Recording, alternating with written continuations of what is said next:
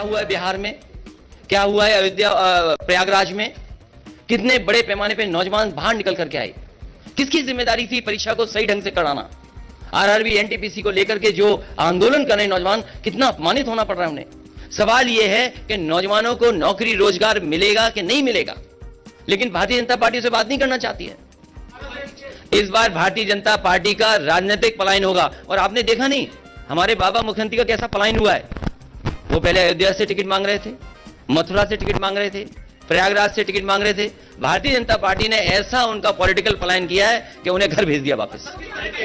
Bharatiya Janata party के लोग पर्चा भी बांट रहे हैं तो कोरोना फैलाने के लिए बांट रहे हैं ऐसे करके। उन्हें ये नहीं पता इलेक्शन कमीशन को ऐसे लोगों को एकदम रोक देना चाहिए जो ये भूल गए हो कि कोरोना फैलता कैसे है।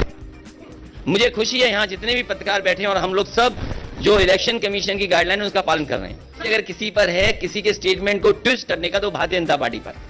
भारतीय जनता पार्टी कुछ भी कर सकती है, कोई भी ट्विस्ट कर सकती है। चुनाव से पहले बहुत सारे लोग जाते और आते हैं जिन पर व्यापक समर्थन था, जिनके पास व्यापक जन समर्थन जनता खड़ी थी साथ। वो देखिए समाजवादियों के साथ आए कि नहीं आए, अभी तक उसकी भरपाई भारतीय जनता पार्टी नहीं कर पाई। ये फैसला लिया है कि घरेलू बिजली और आम लोगों के लिए 300 यूनिट फ्री बिजली समाजवादी सरकार और आरएलडी के गठबंधन की सरकार बनने के बाद फैसला लेगी। और मैं इसलिए कह रहा हूं कि आप सब लोग जानते होंगे 4.5 साल से मुख्यमंत्री जी के आपने स्टेटमेंट सुने होंगे, लेकिन मुख्यमंत्री जी ने कभी भी बिजली के कारखाने का नाम नहीं लिया होगा। भारतीय जनता पार्टी की सरकार में अगर वो कारखाने बन गए होते तो आज उत्तर प्रदेश में इतने महंगे बिजली के बिल नहीं देने पड़ते। इसलिए सिंचाई माफ और 300 यूनिट माफ होगी, फ्री मिलेगी, बिल नहीं आएगा। और इसलिए कर सकते हैं क्योंकि जो सरकार को बिजली मिलती है वो सस्ती है। मैं याद दिलाना चाहता हूं केवल एक बिजली के कारखाने का जो नेताजी के समय पर उत्तराखंड में श्रीनगर में लगा था, आज भी उसकी बिजली सबसे सस्ती है। जो एनटीपीसी से पुरानी बिजली उत्तर प्रदेश को मिलती है वो भी बहुत सस्ती है। लेकिन भारतीय जनता पार्टी की 2 बार सरकार बन गई, उसके बावजूद भी बिजली का कोटा उत्तर प्रदेश का नहीं बढ़ाया।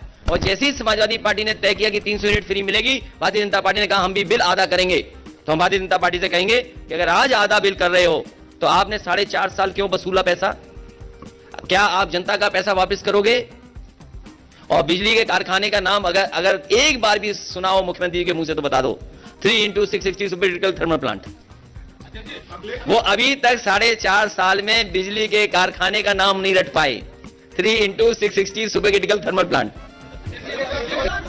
गन्ने का भुगतान 15 दिन के अंदर होगा और किसान को कभी भी 15 दिन से ज्यादा इंतजार नहीं करना पड़ेगा।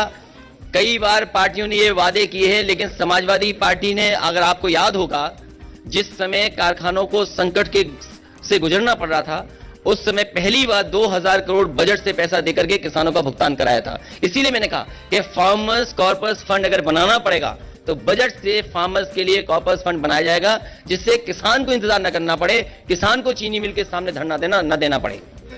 आरक्षण वाले बड़े सवाल है, मूल भावना से नहीं खिलवाड़ होनी है। और जिस समय समाजवादी सरकार थी तो लाभकारी योजनाओं में भी हर वर्ग के लोगों को आबादी के हिसाब से देने का प्रयास किया गया था। मैं देता हूं कि 22 की सरकार अच्छी होगी, बेहतर होगी और किसानों के और नौजवानों के हित में होगी। इस समाजवादी पार्टी कोई अच्छा काम तय करती है या अच्छे काम के लिए फैसला लेती है जनता के लिए, उसी समय मुख्यमंत्री जी की भाषा बदल जाती है। पुरानी पेंशन बहाल होगी और उसके लिए बाकायदा पूरा तैयारी के साथ, मैंने लखनऊ में भी प्रेस के सामने कहा कि जो फाइनेंशियल एक्सपर्ट्स हैं और जो वित्त विभाग में बहुत अनुभव के साथ पहले से काम कर रहे हैं और कुछ लोग जो रिटायर हो गए हैं और कर्मचारी जितने भी उनके संगठन हैं उनसे समय समय पर बात हुई है, उनसे और वित्त विभाग के जो रिटायर्ड अधिकारी हैं, एक्सपर्ट, उनके बीच में बातचीत के बाद ही फैसला लिया है कि पुरानी पेंशन बहाल होगी और उसके लिए अगर बजट से भी पैसा कॉर्पस फंड के लिए देना पड़ेगा तो सरकार में दिया जाएगा।